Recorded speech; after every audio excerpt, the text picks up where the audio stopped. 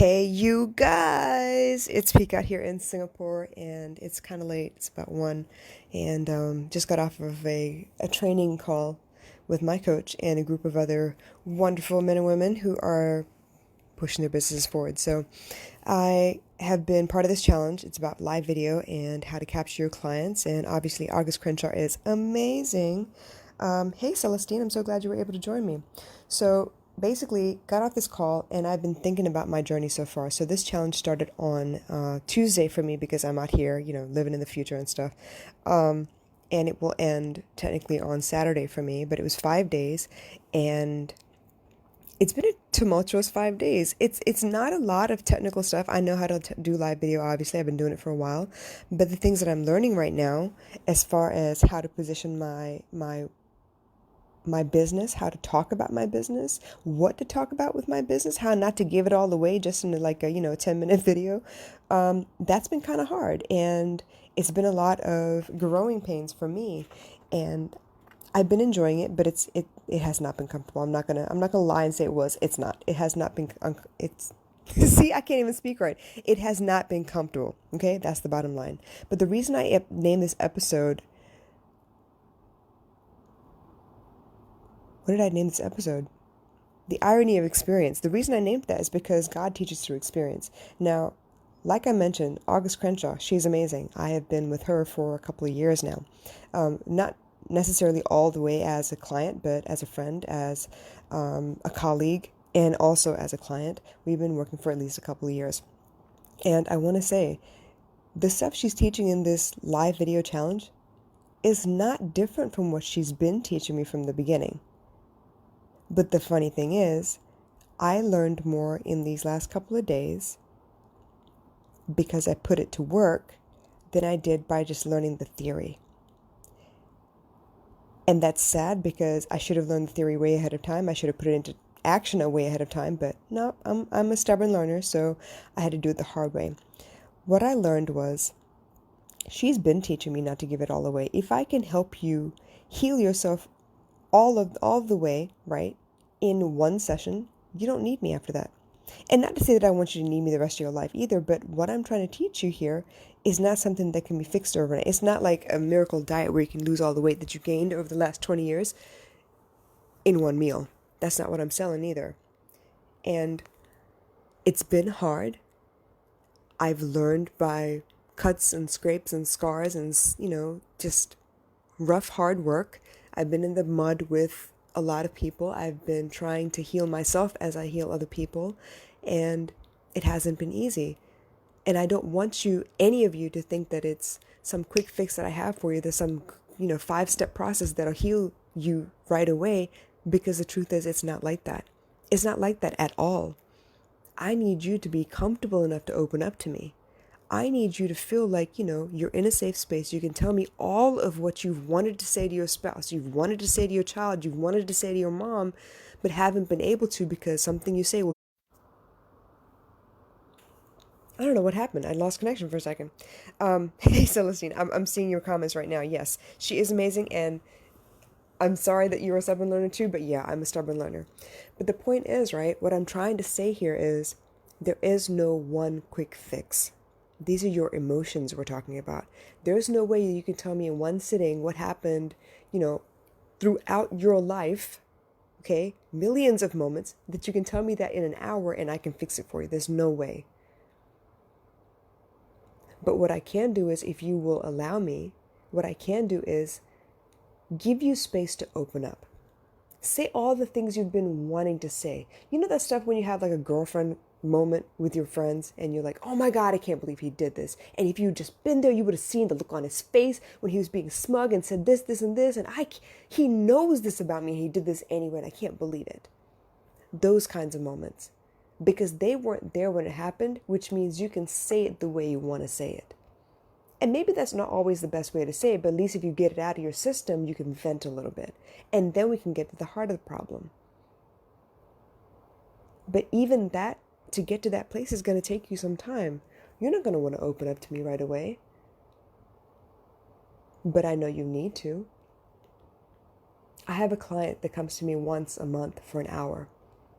Because right now, that's all they feel comfortable with doing. And that's totally fine. I'm not pushing you. If that's what you want, fine. But I'm going to do the best I can anyway. And I know for a fact I can't do very much with 1 hour, because it almost seems like we talk for an hour. By the end of that conversation, you feel like you're in a good place. But guess what? Tomorrow morning, life hits you back. And life happens over and over again for another 29, 30 days until we talk again. So in between, me, personally, as a coach, what I want to do is, if I see anything that's relevant, I'm going to send it to you. If I see other people talking about what I'm trying to teach you, because it's free and it's on YouTube already, or if I've done a podcast episode that might be helpful, I will send you the link. No, I can't physically be there to talk to you, which is the best possible way for me to handle what's going on with you. But if I can send you little reminders or little things that you might want to try or consider in between that month that goes by between the first call and the second, I'm going to do that, because I know how important that is. They tell you to do affirmations every morning, right? There's no mistake on why they say every morning. Actually, it should be more than every morning. It should be every time you feel low, you should say your affirmation. But you know what? What they don't teach, what they don't tell you is, when you say your affirmation, you actually have to believe what you're saying. I can't stand in front of the mirror and weigh 175 pounds and have a small frame and tell myself I will be thin if I don't believe it. It's not going to work if I don't believe it.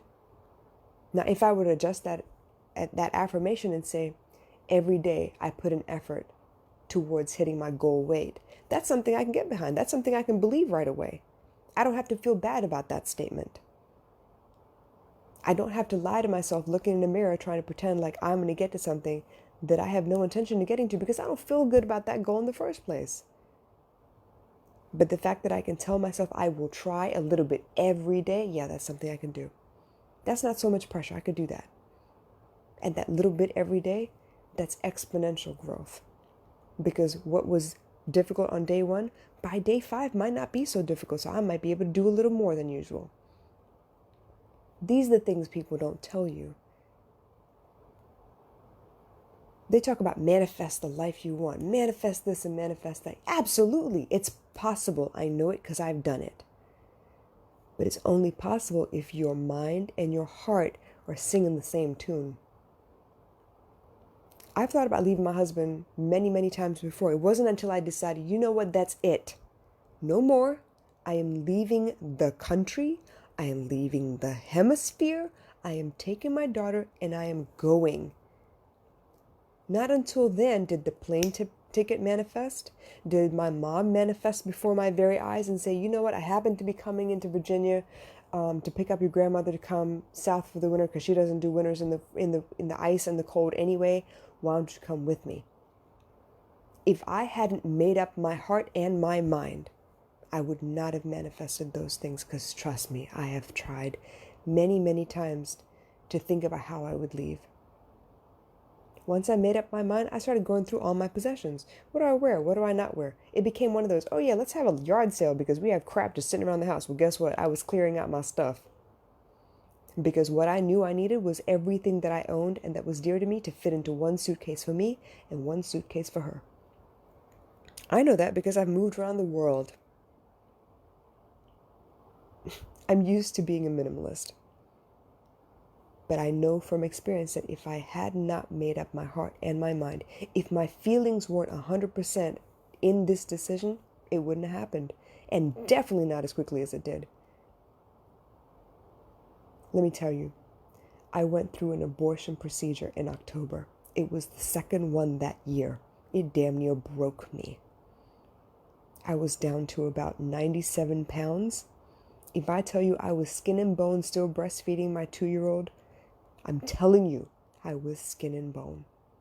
I was nothing but elbows and knees, y'all. And when I decided enough was enough, mostly because baby girl saw us fighting, and at 2 years old, she jumped in between us. And I was like, nah, nope. I don't care how good or bad he is. I do not want her thinking that badly of anybody, and I don't want her seeing this the rest of her life, because I don't want her to see that this is normal, that somebody can be bullied or someone can be made to feel like crap, and they stay there and take it because it is their duty as a wife. That is not what I want her to learn. That is not the example of courage I need her to learn. So I made up my heart and I made up my mind, and my feelings were 100% behind it. Because you know what else happened? Outside of clearing out all of my stuff, I started saying goodbye to my stepkids. Because I knew there wasn't a shot in hell that I'd be able to take them with me. And it was the hardest thing I've ever done. But I did it. And yeah, of course I regret sometimes wondering if I did the right thing or not. And sometimes I wish, I could have brought them with me, and I wish I could have been there with them every step of the way, and that I left them behind. I felt so terribly about that. But it wasn't like I left them behind right after I met them. I raised those kids as my own for 8 years before I left. I did right by them. I taught them every skill I knew how for them to be able to survive without me nagging them. They'd be able to make sure that they can make their own way in the world. So when I tell you I know what it's like to need somebody to listen, need somebody to care enough to just let me vent so I can sort my own feelings out, because sometimes journaling it out isn't enough. Sometimes calling people isn't right, because sometimes the people you call aren't the right people to call. You know what I'm talking about. Sometimes there are those people you call that if you're pissed off, and you know they're going to be pissed off with this situation because they've been through something similar, and they're going to echo exactly what you feel. So you don't feel bad about feeling the way you do. They will be there with you. You will have a massive pity party, and it will be awesome. And then there are those people that if you have good news, you know you don't call them, because those people don't want to see you happy, and they don't want to see you win, and they're going to have every excuse under the book for why you didn't deserve what you got, no matter how big or small it was. So you avoid those people. You don't call them. And then there's that third list, that dire straits list. That list you call when you know you need the God's honest truth because you cannot figure it out for yourself. And you know the people that you call that are on that list, they're going to tell you exactly what's what, because they love you to death, and they're tired of seeing you upset and up in arms and ready to fight the world, because you deserve a break.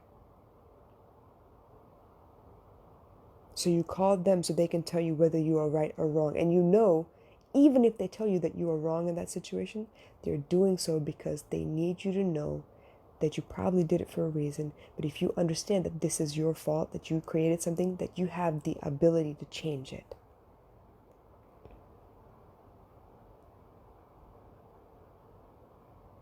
Now, if you call me and you word vomit and you vent and you talk to me for a little while, I'm not guaranteeing that I'm going to be the one that's, oh my God, that's so bad. I'm so sorry for you. That's terrible.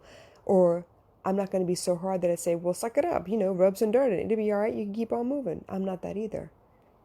Because no two people are the same. I need you to word vomit. I need you to say everything that is on your heart to say. Just get it out there.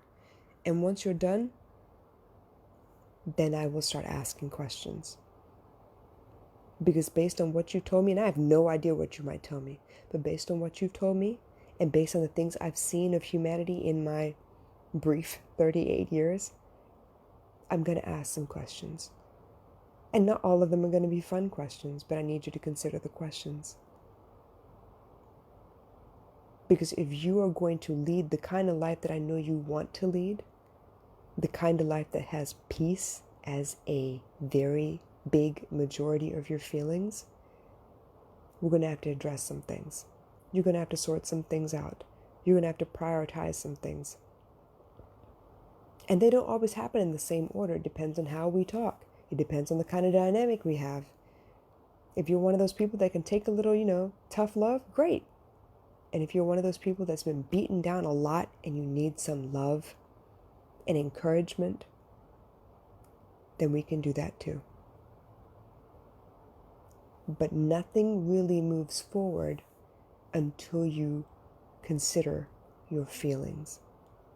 And I tell everybody this, I am a firm believer that your soul, your spirit, speaks to you through your feelings. It tells you what you're comfortable with and what you're not comfortable with. Uncomfortable, you know what that feels like. It's negative emotions. In layman's terms, it's negative emotions. If you're a little more spiritual, it's low vibrational energy. But you know what it feels like. It doesn't feel good. I don't like it. I don't like this. I don't know why I don't like this, but I don't like this. But when you say, I don't know why I like this, or I don't like this, that's where I come in. That's where I ask you questions. So we can figure out where it came from.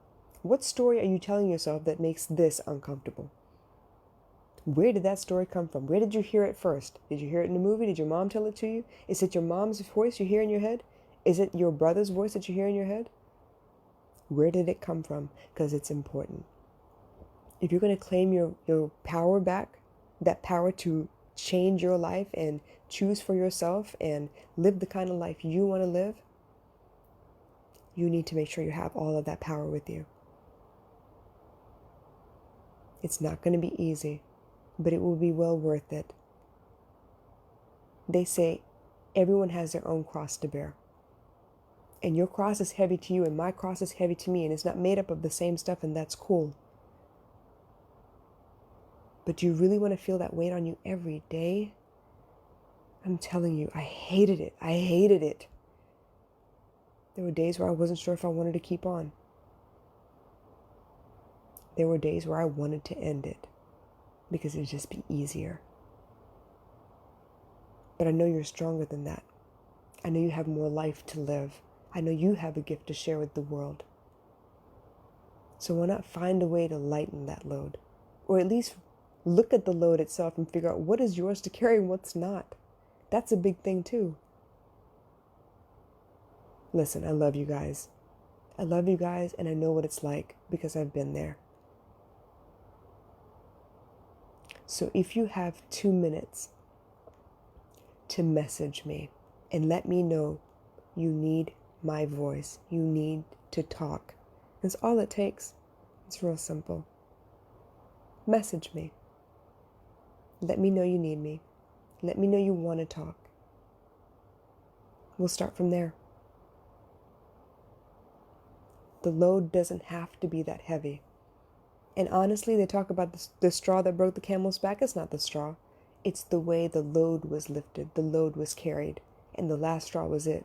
He couldn't lift no more. That doesn't have to be you. Trust me. I'll talk to you guys soon. Y'all have a great night.